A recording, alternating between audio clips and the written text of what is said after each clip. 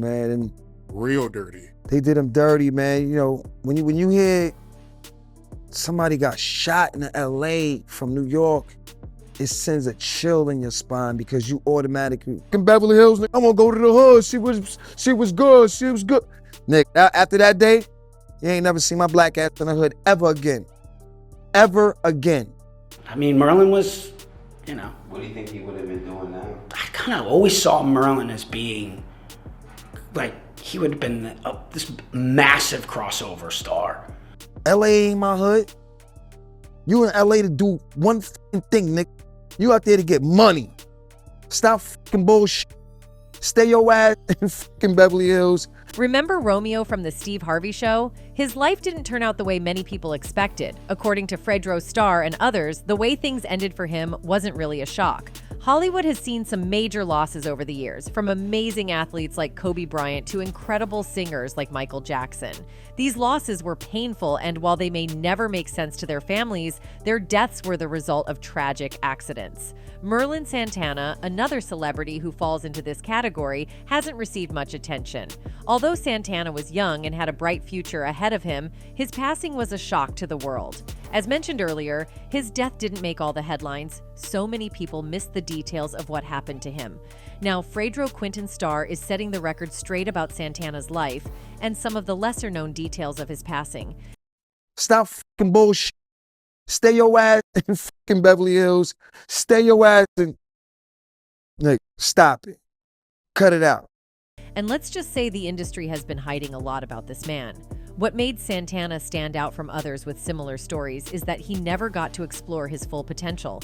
It's rare to see someone who got into the industry as a child and stayed relevant into adulthood, but that was Santana's story. He wasn't just a gem to the fans. Even fellow celebrities, some of whom had never met him, respected him from a distance because of his talent. However, all the great dreams and aspirations tied to his name came crashing down after disaster struck. For months after his passing, there were investigations upon investigations, with fans asking more questions every day.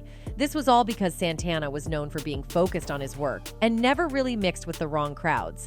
But alas, he wound up in the wrong place at the wrong time, or so the news outlet said. These days, we're discovering that might not have been entirely true. Contrary to what was reported, Santana's passing was far from a random act of violence. Fredro Starr, along with other actors in Hollywood, has revealed that the actor's death was very much premeditated. And it gets worse. The person responsible for it adds another layer to the tragedy. You couldn't tell him what to do. You couldn't tell him where to go. He wasn't afraid of anyone or anything to a fault, you know. Got him at the end. Merlin Santana was born on March 14, 1976, in the Washington Heights neighborhood of New York City. His parents, Leah and Domingo, had come to America from the Dominican Republic with dreams of a better life for themselves and their family. Washington Heights has a large Dominican population, so the family was able to stay close to their roots while living in America.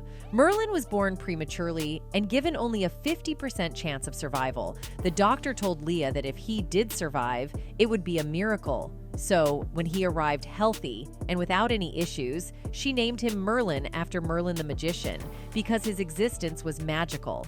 Merlin came into the world with a big personality, always had a smile on his face, and loved doing silly things to make people laugh. Around the age of 3, Merlin caught the attention of a talent scout. The scout encouraged Leah to take Merlin to an audition for a national fast food ad campaign. He nailed the audition and got the job, and from that point forward, he never stopped working. Merlin spoke both English and Spanish, which opened even more doors for him. He continued booking projects throughout the 1980s, but in 1990, things really began to pick up. Merlin starred in a play called Hey Little Walter, which caught the attention of Bill Cosby. Cosby saw the play and handpicked Merlin to be in his hit TV show, The Cosby Show. They exchanged information and began working out the details. In the meantime, Merlin continued working.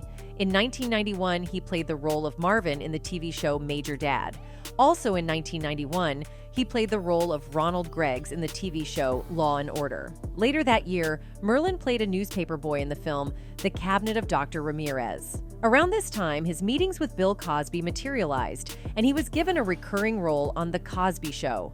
Merlin played the role of Stanley, a troubled youth who had academic problems but ultimately overcame them and later became Rudy's love interest. Relationship isn't just about dating, holding hands, kissy face. By this time, Merlin was fully enthralled with acting. He spent all his time outside of school going to auditions, rehearsals, and tapings. Acting also kept him out of trouble. While many of his peers turned to crime and ended up dead or in jail, Leah and Domingo made sure he resisted the pull of the streets and focused on his craft. He also had a passion for music and was known as a talented rapper around the neighborhood. Merlin was proud of his Dominican heritage and represented it everywhere he went, wanting to show people that Latinos come in all different skin tones. In 1992, Merlin played the role of Mikey Harris in the film In the Line of Duty, Street War. During this time, he moved to Los Angeles to further pursue his acting career and immediately began landing roles. In 1993, he secured a starring role as Marcus Dixon in the TV show Getting By. In 1994, he played the role of Joey in the TV show Sister, Sister. In 1995, he landed a starring role as Marcus Henry in the TV show Under One Roof, where he performed alongside industry heavyweights such as Joe Morton, Vanessa Bell Calloway, and James Earl Jones. Oh, I just said you were my brother's son and we lived in this house, we were family. Later that year, he played the role of Calvin in the TV show Hangin' with Mr. Cooper. Many child stars experience difficulty transitioning from child actor to adult actor, but Merlin was in the small percentile that managed to do so successfully. He avoided the pitfalls of many actors who venture to Hollywood by staying away from drugs and partying, choosing instead to live tucked away in the San Fernando Valley, away from the Hollywood scene. From 1996 to 2002, Merlin played his most famous role as Romeo Santana in the hit TV show The Steve Harvey Show. Romeo was a good-hearted fool known for his hijinks and way with the ladies. Merlin held his own alongside comedy legends Steve Harvey and Cedric the Entertainer. All this over a silly board game. Was it worth it, Mr. Hightower? Was it? In 1996, Merlin was nominated for an NCLR Bravo Award for Outstanding Individual Performance in a Comedy Series for his role on The Steve Harvey Show. Also in 1996, he played the recurring role of Ohaji in the TV show Moesha. Later that year, he played the role of Flex in the film Harami. In 1997, he portrayed the role of Warren in the TV show NYPD Blue. When Merlin went to New York, he sometimes hung out with a group known as the Yellow Top Crew, or YTC. YTC was a drug gang that operated in Merlin's old neighborhood, and many of his childhood friends ended up becoming members. The group was responsible for numerous robberies, as and miss. They ran their territory with an iron fist and were indicted by law enforcement on multiple occasions. A man named Chongo, who was a leader in YTC, recalled being taken aback that even with all of his success, Merlin still wanted to be around them. In one of his freestyles, Merlin mentioned being involved with YTC. Cops try to raid me, I close shop and fleet. Crooked cop info come in handy. That be my role model as a YTC. Some believe that the affiliation rubbed off on Merlin. William Lee Scott, who played the role of Bullet Head on The Steve Harvey Show, shared his thoughts about Merlin during an interview a few years ago. William described Merlin as super talented, but said he was wild, headstrong, and unpredictable at times. Others said they never saw that side of him. Steve Harvey recalled Merlin being respectful, cool, and down to earth. The best way to describe Merlin would be as layered. Around this time, Merlin and his on-again, off-again girlfriend had a daughter named Melinda in 1998. In 1999, Merlin was nominated for an American Latino Media Arts Award for Outstanding Actor in a Comedy Series for his performance on The Steve Harvey Show. In 2001 and 2002, he was nominated for an NAACP Image Award for Outstanding Supporting Actor in a Comedy Series for his performance on the show. Merlin started taking rap seriously and began working on an album. He connected with a man named Galani Alexander and began working on music in Galani's home studio, but acting was still his primary focus. In 2001, Merlin played the role of Jermaine in the movie Flan. In 2002, he portrayed the role of Seaman McBride in the TV show Jag. Also in 2002, he played the starring role of Mayhem in the film Played, a Hip-Hop Story. The film is inspired by the East Coast versus West Coast feud that took place during the 1990s. I thought we had a conversation about you dialing up Jackson. Why should I roll over for him? He shot me. You know Jimmy didn't have anything to do with that. That radio. Later in 2002, he played the role of a temperamental R&B singer named Dante El Dente in the TV show Half and Half.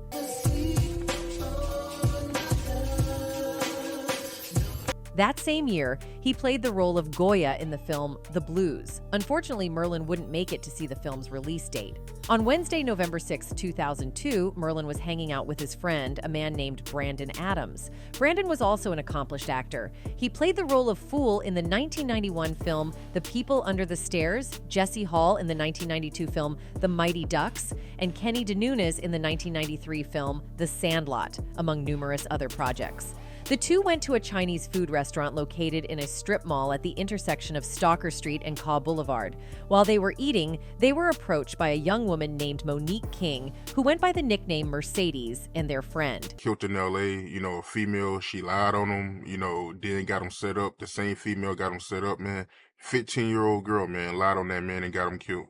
It's been going on forever. They recognized the guys from their work and joined them at the table. Merlin and Monique then exchanged phone numbers and made plans to keep in touch. Monique was a 15-year-old runaway and is believed that she lied about her age during their conversation. Later that evening at around 7:00 p.m., Monique called Merlin and asked if he wanted to hang out. He said yes and picked up Monique and another one of her friends named Shakita Harris. At a Jack in the Box restaurant Merlin, Brandon, Monique, and Shakita then went back to Merlin's condo in Studio City, where they spent the night drinking and having relations. Around 1 a.m., Merlin and Brandon dropped Monique and Shakita off in the Wilshire district. Merlin and who he thought was Mercedes had a consensual one-night stand, and afterwards, apparently he changed his mind, decided he didn't want to deal with her. It's important to note that many have denied these acts taking place. On Friday, November 8, 2002, Brandon was having car trouble and brought his mom's rental car, a white Caro. Around 10 p.m., Brandon went to Galani's house and made his way to the studio. When he walked in, he saw Merlin and Galani drinking, smoking, and playing video games. Merlin had made plans to fly back to New York, but stayed in LA for an audition. A while later, Monique called Merlin and asked if she could come over. He said yes and gave her directions to Galani's house. Around 11:30, Monique arrived at the home and entered through the back door. She used the restroom and then sat down on the couch. She was acting nervous and repeatedly putting her head in her hands. Galani believed that she was pretending to be drunk because she didn't stumble when she walked in and was able to hold a coherent conversation. About 20 minutes later, Monique received a phone call and said that she had to meet someone outside because they were dropping something off to her. She gave the person on the phone directions to Galani's house and asked to be let out the front door, but Galani told her to exit through the back door. Brandon and Galani grew suspicious of Monique's behavior, and unbeknownst to her, Brandon followed her outside and saw her get into a champagne-colored SUV parked next door. The SUV then drove down the street and stopped about 2 blocks away. Brandon continued watching the truck until its lights went off, and then he went back inside the house. What really started all of this was Miss King's false accusation that Brandon Adams and Merlin Santana had tried to rape her, District Attorney Craig Hum told Final Cut. There's no reason for her to make that accusation, and obviously that led to a series of tragic events that resulted in the death of Merlin Santana. Merlin called Monique's phone but got no answer. Shortly afterward, Merlin and Brandon got into the Kia and drove to where the SUV had been parked, but it was no longer there. They then made a U-turn and headed back to Galani's house. As they drove, they spotted an SUV at the corner of 39th Street and Victoria Avenue, but weren't sure if it was the same one that Monique got into. States that Merlin had actually raped and sexually assaulted her. Angry, Damien and another man, Brandon Bynes, decided that they were and kill Merlin. Around 2 a.m., Merlin and Brandon left Galani's house. As they walked across the driveway, they saw 2 men standing across the street, talking to someone sitting inside a vehicle. Merlin and Brandon made it to the Kia.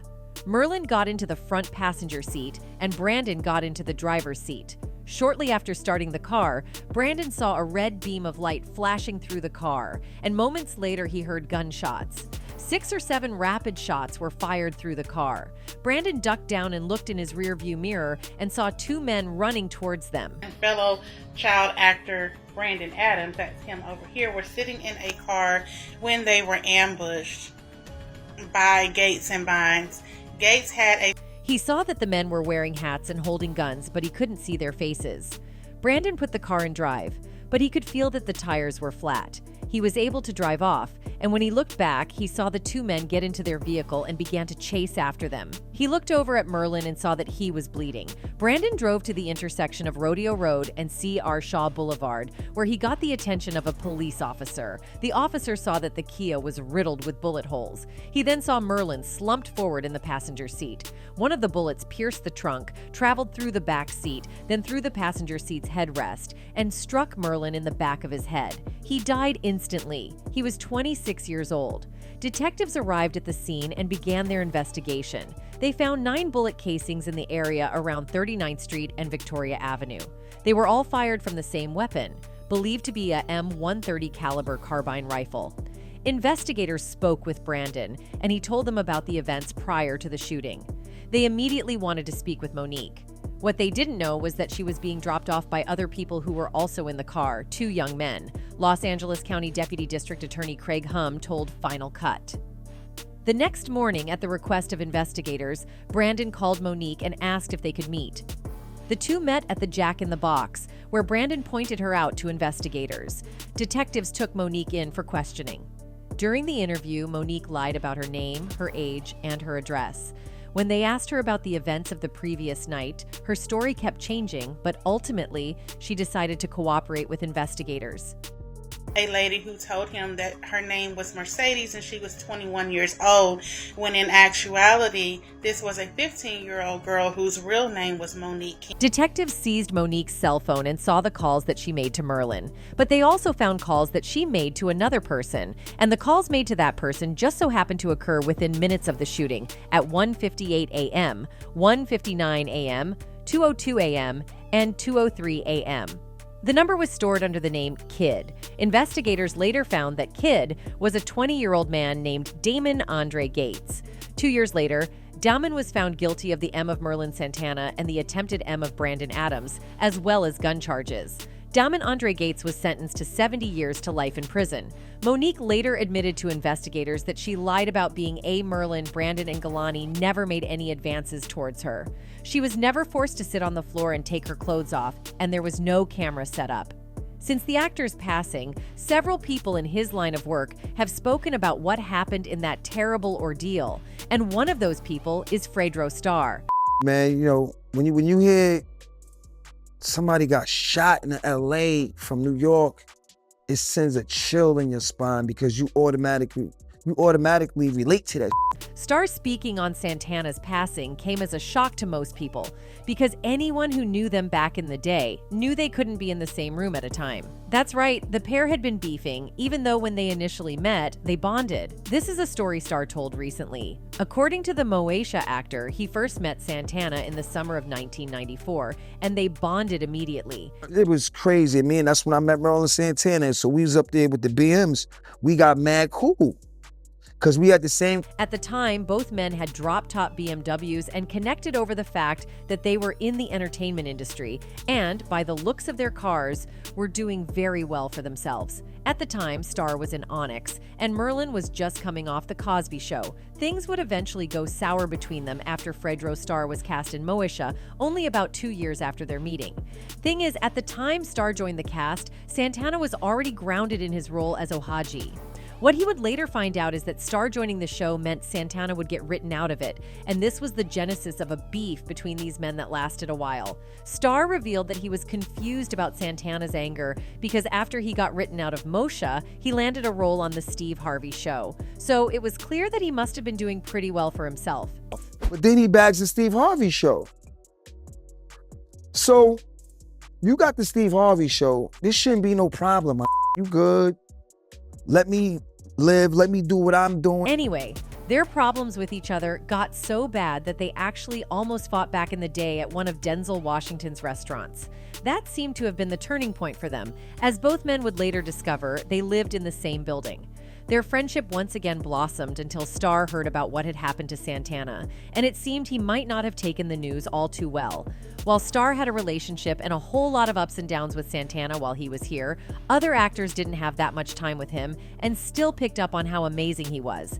The person we are referring to here is DeAndre Bonds, and although he didn't know much about Santana or even have a relationship with him, the actor's death was still a major blow to him, not only to him but to his fans also. One person wrote, "So sad. I wonder why that girl lied on him. Did she need attention? I think she has a mental problem. That's kind of crazy. And whatever lie she told on him, he touched her inappropriately. He didn't deserve to die. I also think the guys that killed Merlin were jealous because he was famous." That's it for today. See you in the next video. Until then, goodbye.